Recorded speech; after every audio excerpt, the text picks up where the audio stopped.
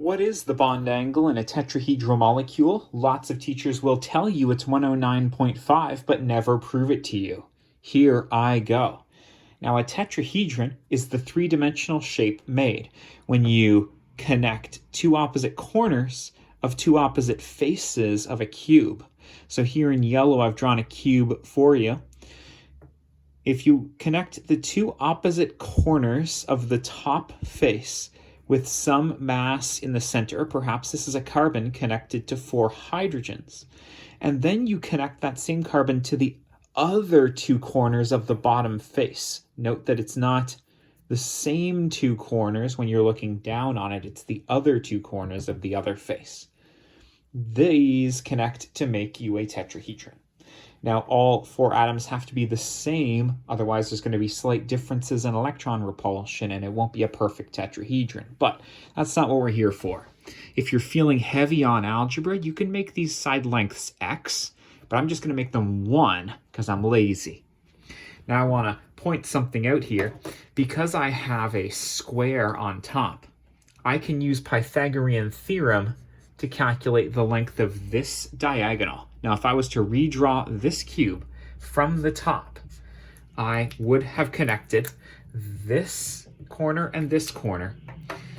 These side lengths are 1, and we are looking to figure out this diagonal distance. Now, to do that, all we need is the Pythagorean Theorem. If this is my side length c, c squared equals a squared plus b squared. So my c here is 1 squared plus 1 squared. I told you it'd be easy if I used 1. C squared is 2. And so c itself is the square root of 2. I don't like rounding, but you can round to like, I don't know, 4 decimal places if you want. Great. So now we have that length there. What I'm going to redraw for you is this cube, looking at it from, like, looking at this corner head on. So what we'd see then is that center mass extending one way to one side of the cube and another way to another side of the cube. Now, we would have the cube itself. This is the diagonal that I had drawn for you here. Here's the first side length that takes you to this corner, and here's the other side length which takes you to the other corner. Now, those are worth 1 each, but because they're actually coming out at you, they don't look that way in this. Instead, this distance, as we proved here, is just root 2. Great. Now, in order to figure out how long these bonds are, it's going to take a little more finesse. It's going to take the Pythagorean Theorem again. Take a look at that diagonal that I had drawn for you. It was root 2. This is a cube, so the height of it is 1. If I was looking to connect one corner of one face with the opposite corner of the opposite face, it would take me down the bond and then some. So I can figure out the length of this diagonal also with Pythagorean Theorem. In math, it's bad to use the same variable twice, but I'm going to call it c anyways, because I notice high school kids love using c with the Pythagorean Theorem. For that one, c squared equals 1 squared plus root 2 squared. All right, if I do the math, I get 1 plus 2, c squared is 3. So that means the length of this whole diagonal here is root 3. And that's useful to us because this bond takes us exactly halfway through that bond, through that diagonal, which means that this length here is the square root of 3 divided by 2. And that's the bond length for both sides, or both of the bonds in that molecule, both of the sides of this triangle. Perhaps you already see where I'm going with this. We have something in math called cosine law that lets you solve for an angle, I'm going to call it theta, if you know all 3 side lengths of the triangle. Now, you could use regular sine, cos, or tan here. You'd have to break this up with some finesse to make a 90-degree angle. That's not what I'm about. I'm about cosine law. You can solve for the angle of a triangle that you have the 3 sides of. If you know the length of the opposite side, it's a squared plus b squared minus c squared. I always get that wrong.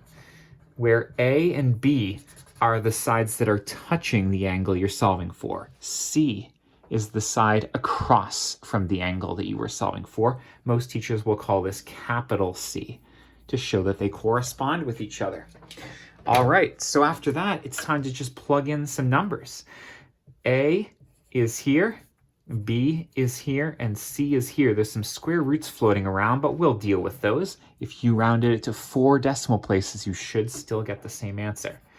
I got root 3 over 2 squared plus another root 3 over 2 squared minus a root 2 squared, all divided by 2 times A, which is root 3 over 2, times B, which is another root 3 over 2. Cool. We're just going to crank this out on our calculators.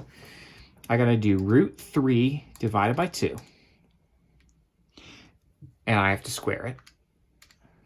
And there are 2 of them, so I've got to add that to another one of itself. And then I minus root 2 squared off of that. So my numerator here is negative 0.5. I'm just going to do the top and bottom separately, if you don't mind.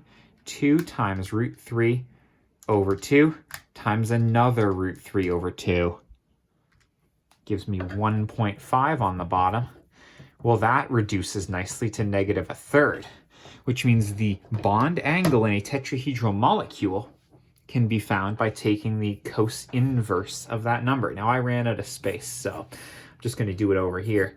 The bond angle is the cos inverse of negative 1/3. Now, make sure your calculator's in degree mode. Here on my Casio, it's a D. Sometimes it might say deg. If you're in rad mode, you're going to get the wrong answer.